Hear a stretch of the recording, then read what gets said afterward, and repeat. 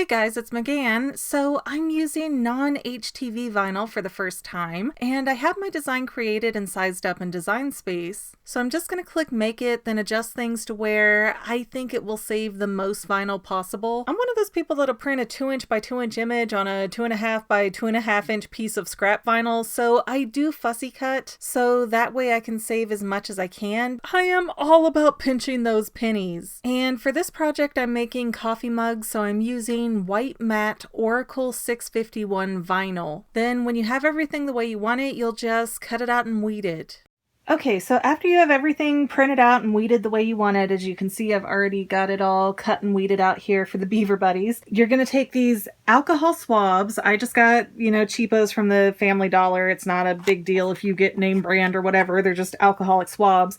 And you're going to rub it over the surface of the cup where you're going to stick your vinyl. I've already done this, so I'm not going to do this on camera. But what you're going to do next is take a piece of transfer tape. I do have Cricut brand, a giant roll of it that I got in bulk really cheaply. I've heard a lot of people complain about Cricut, but I haven't used anything else, so I don't know any different. And no, this video is not sponsored or endorsed by Cricut. I do have an affiliate link in the description below, though. If you are shopping on Cricut, I would appreciate the help. But what I'm going to do, because the cups are cylindrical, they're not a straight flat surface, is that I'm actually going to take the transfer tape and I'm just going to cut a few little slits in it.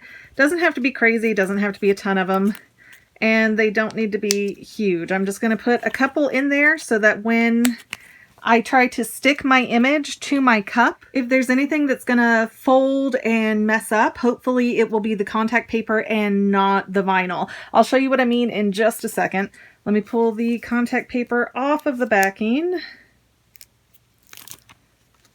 And you can hopefully see I've got these little slits in it there to kind of give it some breathing room so that the vinyl can move without getting the dents and dimples and stuff in it.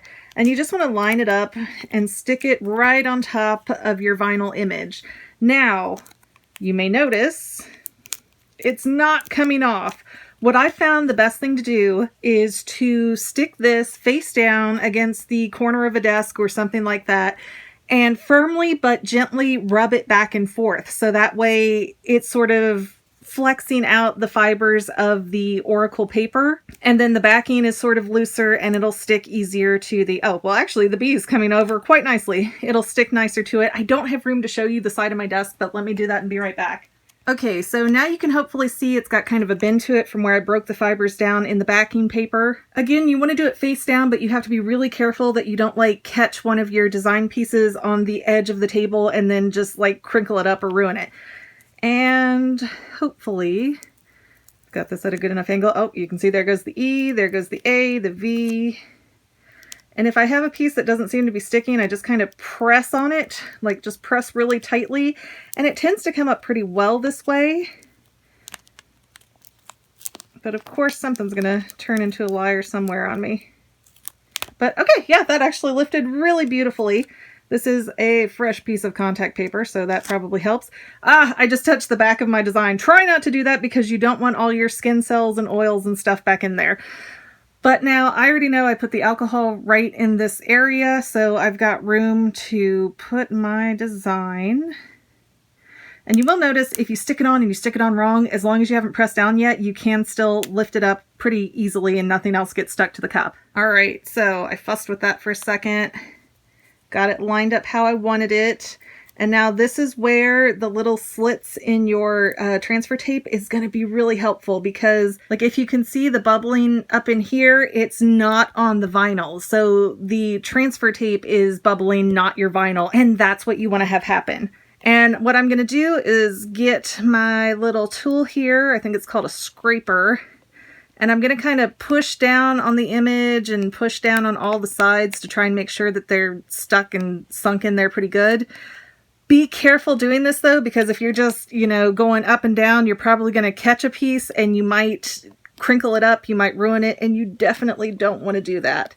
I'm just doing it with some pressure so that way I can get the letters down and feel confident that everything has gone down where I wanted it, how I wanted it. No fuss, no muss, no drama. And then after I go through like that, I'm going to just go with my thumb and just push it down, push it down, push it down. And do make sure to tell people if these are gifts that this is hand wash only. I believe what I'm using for the vinyl is Oracle 651, and you want to let it sit for 2 or 3 days before you give it to anybody and let them wash it. But these are usually not machine washable. They're only hand wash. So after I feel like I have pushed this down all I can, I'm going to just peel up the side of my transfer tape and hopefully this cooperates. It looks like it's going to cooperate beautifully. Did I speak too soon? Nope. Ah, yes I did. The eyes caught. The eyes catching. And it's okay if some things aren't quite going the way you want it. If things are still kind of like pulled up a little bit, because you can just go back through with your fingers and push it back down. Oops. Where I made that slit, it ripped on the paper. Or tape, I guess. I'm going to call it contact paper, but that's a whole different thing. Alright, so there we go. Let me put this down. I'm actually going to reuse this contact paper as many times as it will let me.